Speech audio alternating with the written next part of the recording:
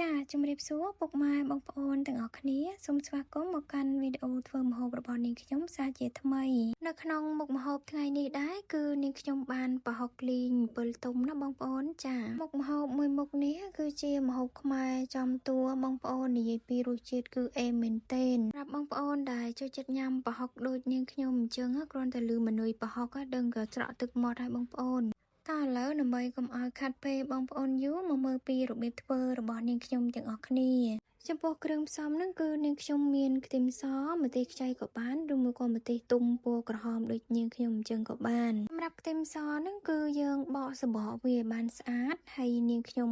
ដំវារាង3បន្តិចមកដើម្បីងាយស្រួលចិញ្ច្រាំវាឆាប់ល្អិតខ្ទឹមសគឺនាងខ្ញុំប្រើចំនួន2ខាំណាបងប្អូនដោយសារតែនាងខ្ញុំលីងប្រហុកជាមួយនឹងសាច់ជ្រូកហ្នឹងគឺនាងខ្ញុំដាក់សាច់ជ្រូកចំនួន2គីឡូបងប្អូនអញ្ចឹងទៅគឺយើងត្រូវប្រើខ្ទឹមហើយនិងម្ទេសនឹងឲ្យរាងច្រើនបន្តិចដែរដើម្បីឲ្យវាសមាមាត្រគ្នាជាមួយនឹងសាច់ជ្រូកដែលយើងប្រើហ្នឹងណាបងប្អូនបន្ទាប់ពីចិញ្ច្រាំខ្ទឹមបានល្អិតអស់ហើយគឺនាងខ្ញុំលើកទុកមួយឡែកសិន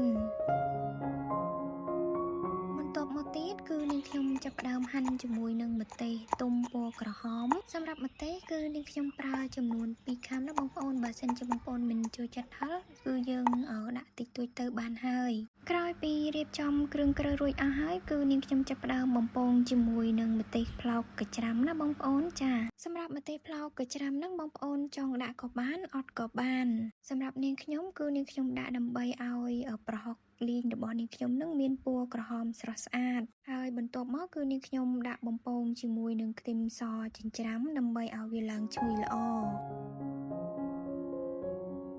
បន្ទាប់ពីនាងខ្ញុំបំពងខ្ទឹមបានឡើងឈ្ងុយល្អហើយគឺនាងខ្ញុំចាប់ផ្ដើមដាក់ជាមួយនឹងស្ករត្នោតផែនសម្រាប់ស្ករត្នោតនឹងគឺនាងខ្ញុំដាក់បរិមាណមកសមល្មមជាមួយនឹងសាច់ជ្រូកចំនួន2គីឡូណាបងប្អូនចំពោះស្ករត្នោតផែននឹងគឺដោយសារតែដុំវារាងតូចៗបើសិនជាយើងគិតទៅប្រហែលជាស្ករត្នោតយើងធម្មតា2ស្លាបព្រាបាយណាបងប្អូនចានាងខ្ញុំដាក់ចូលហើយគឺលីងវាឡើងជើងក្រងល្អបន្ទាប់មកគឺនាងខ្ញុំចាប់ផ្ដើមដាក់ជាមួយនឹងសាច់ជ្រូកចិញ្ច្រាំចូលម្ដងចំពោះសាច់ជ្រូកនឹងដែរគឺនាងខ្ញុំប្រើសាច់3ជាន់ណាបងប្អូនហើយខ្ញុំប្រើចំនួន2គីឡូហើយចិញ្ច្រាំវាមិនសូវជាល្អិតប្រហែលទេសម្រាប់បងប្អូនចង់ចិញ្ច្រាំឬក៏កិនឲ្យម៉ត់ជាងនឹងក៏បានទៅតាមចំណង់ចំណូលចិត្តបន្ទាប់ពីដាក់សាច់ជ្រូកចូលហើយគឺនាងខ្ញុំកូរវាឲ្យ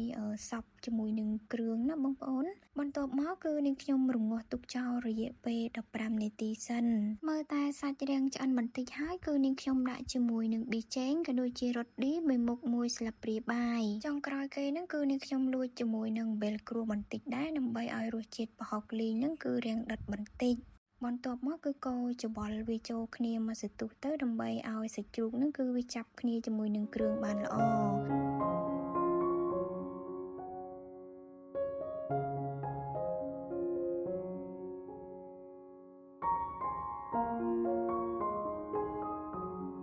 មកទៀតគឺនាងខ្ញុំដាក់ជាមួយនឹង7ទុំនឹងកន្លះខាំហើយ7ហ្នឹងគឺនាងខ្ញុំអត់បានជ្រុំយកទឹកទេគឺនាងខ្ញុំដាក់ទាំងអស់អញ្ចឹងណាបងប្អូនសម្រាប់បងប្អូនចង់ជ្រុំយកតែទឹកអំពិលក៏បានឬមួយក៏ដាក់ទាំងក្រឹបដូចនាងខ្ញុំអញ្ចឹងក៏បាន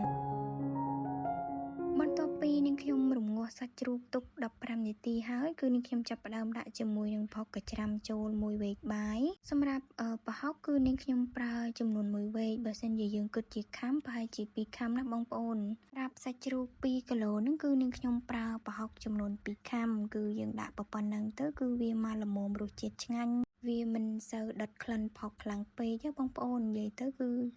សម្រាប់អ្នកដែលអត់ចូលចិត្តប្រហុកក៏អាចញ៉ាំបានហើយសម្រាប់បងប្អូនដែលអត់សូវចូលចិត្តប្រហុកគឺបងប្អូនអាចដាក់តែមួយខាំក៏បានដែរបងប្អូនហើយមុខម្ហូបមួយមុខនេះគឺបងប្អូនអាចលីងទុកញ៉ាំបានយូរបងប្អូនហើយសម្រាប់មុខម្ហូបនេះបើសិនជាបងប្អូនទុកញ៉ាំឲ្យបានយូរគឺបងប្អូនលីងឲ្យខាសទឹកឬក៏ដាច់ទឹកបានល្អអញ្ចឹងណាបងប្អូនទើបយើងអាចទុកញ៉ាំបាន1អាទិត្យឬក៏2អាទិត្យអីជាដើមហើយសម្រាប់មុខម្ហូបប្រហុកលីងហ្នឹងគឺជាមុខម្ហូបពេញនិយមសម្រាប់បងប្អូនប្រជាជនខ្មែរយើងហើយជាម្ហូបមួយមុខដែលយើងអាចធ្វើទុកញ៉ាំបានយូរដោយមិនចាំបាច់ដាក់ក្លាសេនៅក្នុងទូទឹកកកអីក៏បានដែរហើយជាពិសេសសម្រាប់បងដែលគាត់ទៅធ្វើការនៅក្នុងព្រៃឬមួយក៏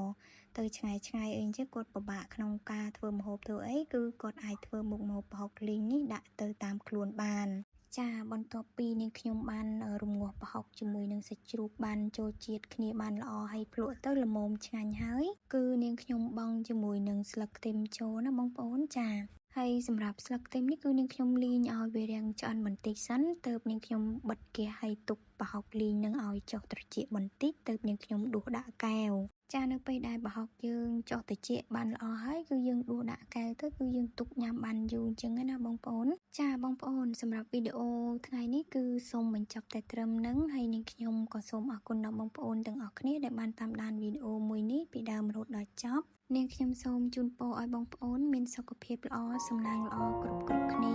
ចាអរគុណច្រើននិងសូមជម្រាបលាហើយសូមជួបគ្នានៅវីដេអូក្រោយៗទៀត